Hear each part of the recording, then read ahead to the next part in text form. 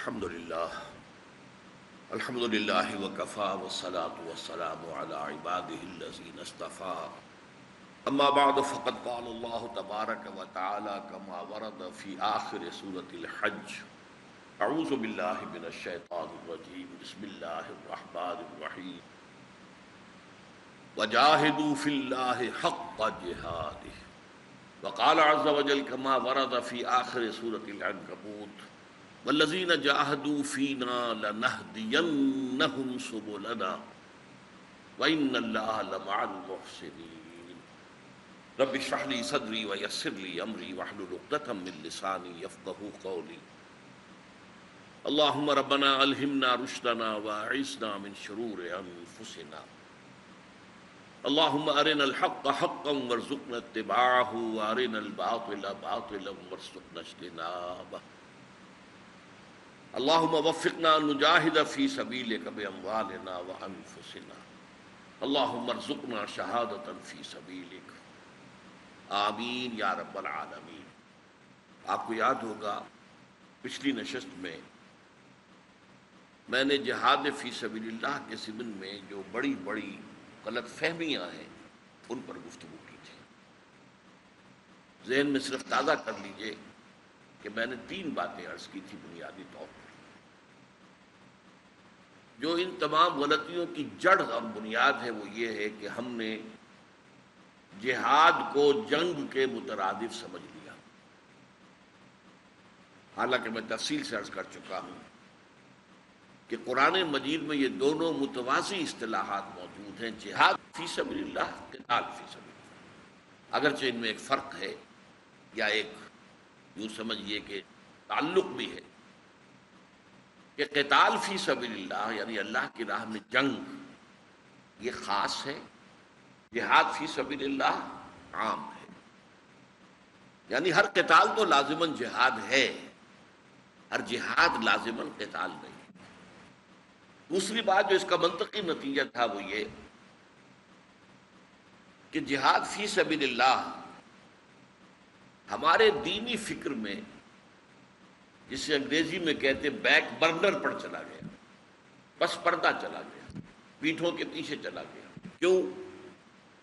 جنگ ہمیشہ تو نہیں ہوتی، لہذا گویا کہ جہاد ہر وقت تو نہیں ہوتا۔ پھر یہ کہ جنگ اگر ہو رہی ہو کسی محاذ سے اگر تقاضا آئے کہ 10,000 آدمی اور چاہیے، وہ 10,000 آدمی نکل جائیں تو باقی سب کی طرف سے وہ فریضہ ساقط ہو جائے گا۔ اسے اصطلاح میں کہتے ہیں فرض کفایہ، جبکہ قرآن مجید سے یہ بات میں واضح کر چکا ہوں سورہ حجرات کی آیات نمبر 14 اور 15 سے، جہاد فی سبیل اللہ ایمان کا رکن لازم ہے۔ جہاد نہیں ہے تو ایمان نہیں۔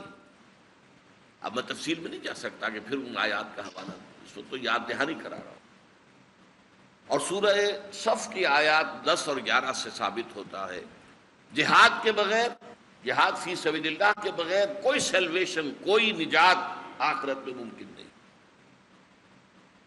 تو یہ تو گویا کہ بندہ مومن کے سانس کے ساتھ رہے گا، سانس کے ساتھ رہے گا۔ یہ بات اب سمجھ میں آئے گی آپ کے جب ہم بات آگے بڑھائیں۔ تیسری جو سب سے زیادہ گھناؤنی غلطی ہوئی ہے، جس کے بنا پر اغیار کو اور دشمنوں کو موقع ملا کہ وہ جہاد فی سبیل اللہ کے مقدس نام کو بدنام کر دیں، اسے لے کر وہ اڑ جائے اور اسلام کو بدنام کریں۔ اب آج کا میرا موضوع ہے، یہ ذرا خشک موضوع ہے کہ ان کی لغوی بحث کیا ہے، جہاد کے معنی کیا ہے لفظی طور، قتال کے معنی کیا ہے لفظی طور، پھر جہاد کے بارے میں جو مزید اصطلاحات ایڈ ہوتی ہیں ان کا مفہوم کیا ہے۔ دیکھیے عربی زبان اس اعتبار سے بڑی میتھمیٹیکل لینگویج ہے کہ اس میں ہر لاکھ میں سے 99,999 الفاظ جو ہیں ان کی ایک روٹ ہوتی ہے، جڑ ہوتی ہے، سے حرفی 3 لیٹرڈ روٹ، اور اس سے وہ الفاظ بنتے چلے جاتے ہیں مختلف۔ جیسے درخت کی ایک جڑ ہے، اس جڑ پہ تنا ہے، اس سے برانچیں نکلتی جا رہی ہیں، شاخیں نکل رہی ہیں۔ اس کی سادہ ترین مثال کیا ہے؟ علم، عین لام میم، علم، اسی سے عالم بن گیا، اسی سے معلوم بن گیا، اسی سے علامہ بن گیا، اسی سے لفظ جو ہے نکلتے چلے آئیں گے، مفہوم بدلتا چلا جائے گا۔ روٹ کے ساتھ تعلق رہے گا، جیسے درخت کی جڑ کے ساتھ تو جس شاخ کا تعلق نہیں رہا وہ شاخ بڑھ جائے گی، روٹ کے ساتھ تعلق رہے گا۔ یہ انگریزی کا مسئلہ نہیں ہے کہ پریپوزیشنز کے چینج ہونے سے اتنا مفہوم بدل جاتا ہے کہ اس کے معنی جو ہے وہ بالکل مختلف ہو جاتے ہیں۔ مثلا آپ کو معلوم ہے انگریزی میں ٹو گیو کہ کچھ اور معنی ہے، ٹو گیو اپ، اب گیو کے ساتھ اس کا تعلق کوئی رہا ہی نہیں، ٹو گیو ان، گیو کے ساتھ کوئی تعلق نہیں، لیکن عربی میں ایسا نہیں ہے، روٹ کے ساتھ تعلق رہے، علم سے عالم، معلوم، علامہ، مستعلم، معلم بناتے چلے جائیے۔ اسی طرح جہاد کا جو روٹ ہے وہ ہے جہد، اور یہ اردو میں مستعمل ہے، کوشش، اور قتال کا جو روٹ ہے وہ قتل، یہ بھی عام اردو کا لفظ ہے، جہد کوشش کرنا، قتل کسی کو ہلاک کر دینا۔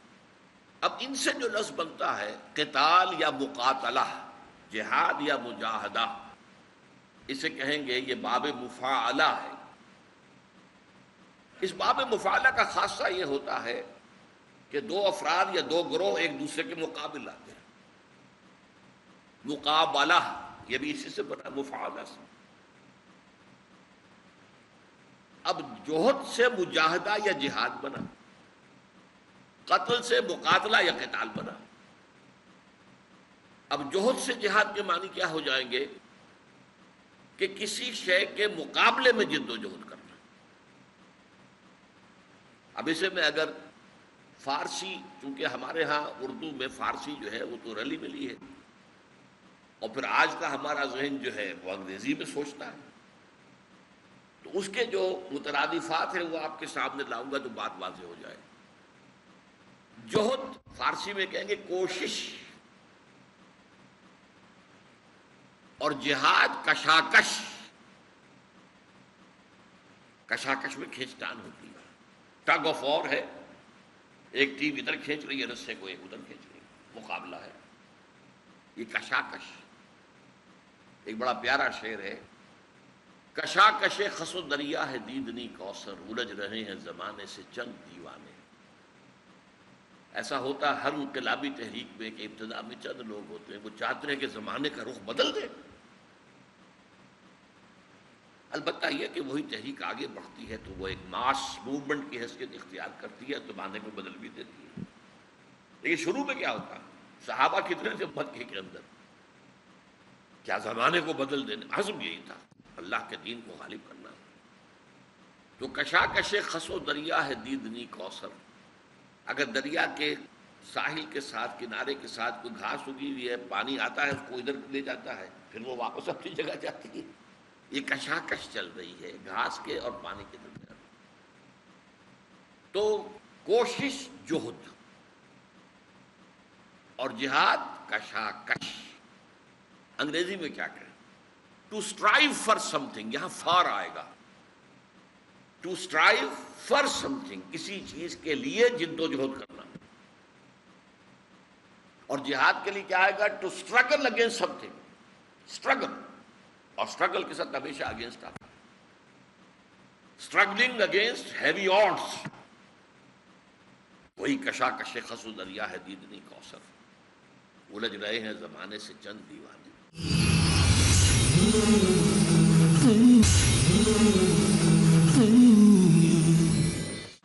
یہ مفہوم اپنے ذہن میں رکھیے، جوہد سے جہاد، جوہد کوشش، جہاد کشاکش۔ انگریزی میں to strive for something, to struggle against something, یہی اسی پر قیاس کر لیجیے۔ قتال، قتل یک طرفہ عمل ہے، کوئی شخص جا رہا تھا آپ نے شروع کر دیا، اللہ اللہ خیر صلی اللہ، اس کے تو سان گمان میں بھی نہیں تھا، کوئی آپ روح در روح ہو کر آمنے سامنے آ کے مقابلہ کر کے تو آپ نے قتل نہیں کیا نا، یہ قتل ہے۔ کسی سوئے ہوئے کا، وہ جو ہمارے ہتھوڑا گروپ چلا تھا، سوئے ہوئے آدمی کا جو ہتھوڑا مار کے اس کا سر کچل دیا، مر گیا، قتل ہے، یہ قتل ہے۔ اب قتال کیا ہوگا؟ جب ایک دوسرے کے مقابلے میں آ جائیں دو فوجیں، یہ ان کو قتل کرنا چاہتے ہیں، یہ ان کو قتل کرنا چاہتے ہیں، یہ قتال ہوگا، یہ مقابلہ ہوگا، یہ دو طرفہ کام ہو گیا۔ قتل یک طرفہ، قتال دو طرفہ۔ یہ ہے لغوی بحث، جس کو اچھی طرح سمجھ لینا چاہیے۔ اگرچہ جیسا کہ میں نے عرض کیا خشک بحث ہے، لیکن اس سے وہ انسائٹ حاصل ہوتی ہے، ایک جو ہے انسان کو شعور حاصل ہوتا ہے گہرائی میں جا کر کہ ان اصطلاحات کا مفہوم کیا ہے۔ اب آئیے جہاد کے ساتھ جو مزید اصطلاحات ایڈ ہوتی ہیں۔ جہاد کسی مقصد کے لیے ہوگا، لہذا اس کے لیے اصطلاح آتی ہے فی سبیل۔ جہاد کرنا فلاں کام کے لیے، فلاں شے کی راستے میں، فی سبیل اللہ، فی سبیل الاشتراکیت، فی سبیل الجمہوریت،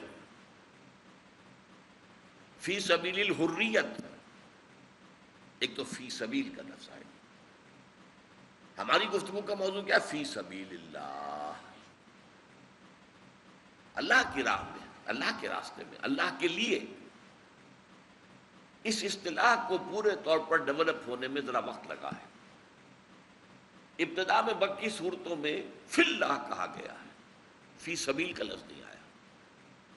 اسی لیے میں نے آج آپ کو جو دو آیتیں سنائی ہیں سورہ حج، جاہدوا فی اللہ حق جہادہ ھو اجتباکم، اب یہاں پر جہاد کرو اللہ کے لیے یا اللہ کی راہ میں، لیکن اس کے لیے لفظ نہیں ہے، فی سبیل کا لفظ ابھی نہیں آیا۔ جاہدوا فی اللہ حق جہادہ، اتنا جہاد اور ویسا جہاد جیسا کہ اللہ کے جہاد کا حق ہے۔ یہ نہیں کہ صرف انگلی کٹوا کے شہیدوں میں نام لکھوا لو، نہیں، جیسا کہ حق ہے۔ جاہدوا فی اللہ حق جہاد ھو اجتباکم، اپنے نصیب پر فخر کرو کہ اللہ نے تمہیں چن لیا ہے اس عظیم کام کے لیے، یو ہیو بین سلیکٹڈ۔ اچھا، دوسری آیت میں نے آپ کو سنائی جو سورہ عنکبوت کی آخری آیت، والذین جاہدوا فینا لنہدینہم سبلنا، وہ لوگ جو ہماری راہ میں ہمارے لیے جہاد کرتے ہیں، یہاں بھی فی سبیلنا نہیں ہے، ہم ان کے لیے اپنے راستے کھولتے چلے جائیں گے، لازماً راستے کشادہ کر دیں گے۔ ابتدا میں معلوم ہوگا پہاڑ کی طرح ہے، اس پر کیسے چڑھیں گے ہم، لیکن جب ابتدا کریں گے ہم اسے آسان کرتے جائیں گے۔ اس کا نام تیسیر ہے۔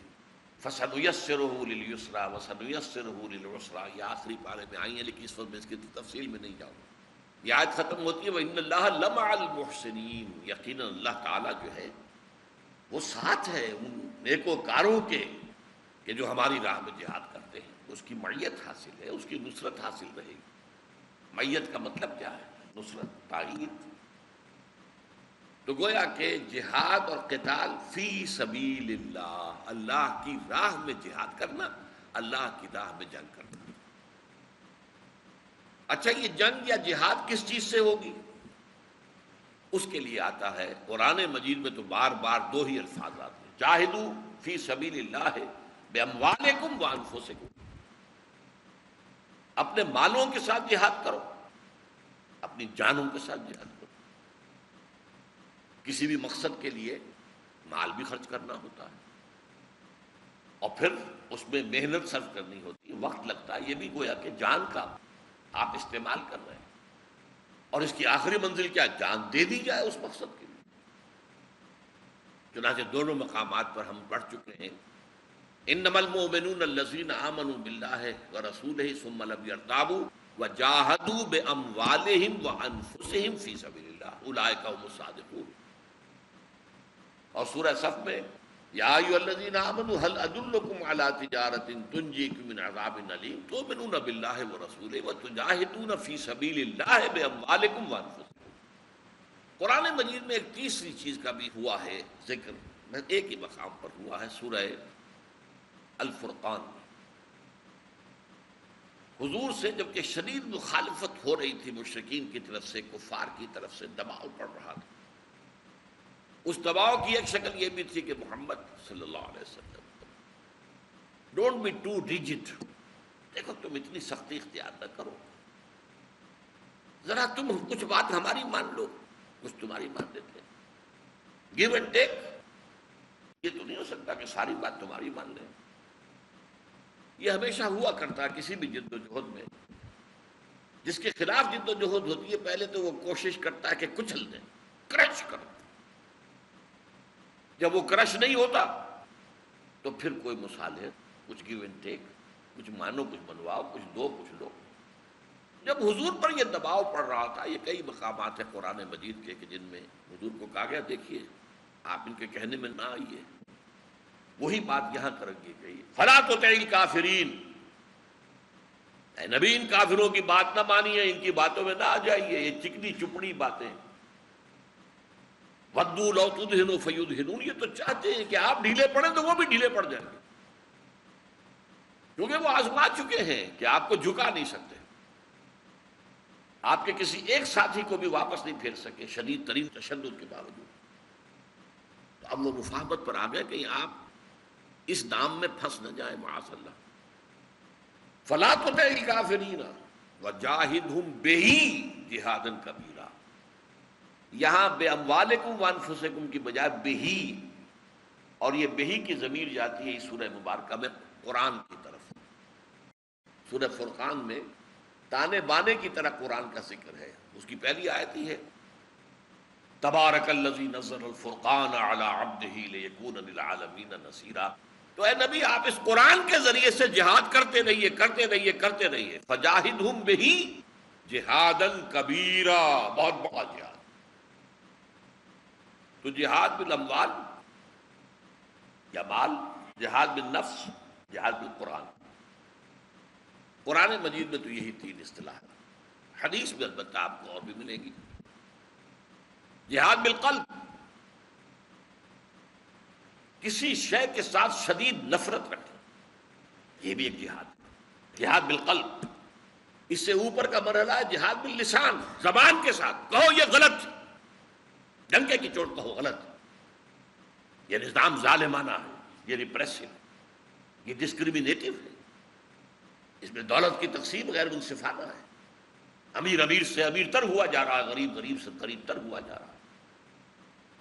ٹیک کریج، کہو کھل کر. یہ ہے جہاد باللسان. اس میں ایڈ کر دیجئے جہاد بالقلم بھی ہوگا. یہی بات مضامین کے ذریعے سے، آپ کتابوں کے ذریعے سے، جرائد کے ذریعے سے یہ بات کہیں. آج کل اس کے ذرائع وسائل اور بڑھ گئے. ابھی یہ ویڈیو بن رہا ہے، اس کے ذریعے سے یہ بات آگے پہنچے گی. آڈیو ویڈیو کیسٹس، جو بھی الیکٹرانک ذرائع ہیں، یہ سب اس کو لے آئیے جہاد باللسان کے ذیل میں. جو کچھ زبان سے ہوتا تھا اس کے بعد وہ لکھنے پڑھنے کا عام رواج ہو گیا، تو پھر قلم سے بھی ہوا. اب اس کے اور جو اور ذرائع ابلاغ آ گئے اس سے ہوگا. اور تیسرے کو کہا گیا حدیث میں سب سے اونچا مقام جہاد بالید، طاقت سے. ید کے لفظی معنی ہاتھ ہے، مراد اس سے طاقت. تو یہ میں نے آپ کے سامنے 6 باتیں رکھتی ہیں کہ جہاد کس کس چیز کے ذریعے ہوتا ہے. جہاد بالمال، جہاد بالنفس، جہاد بالقرآن، پھر جہاد بالقلب، جہاد باللسان، جہاد بالید. اتنی بات تو ہو گئی ان اصطلاحات کے لغوی اور اس کے جو متعلقات، جو اصطلاحات ہیں اس کے بارے میں.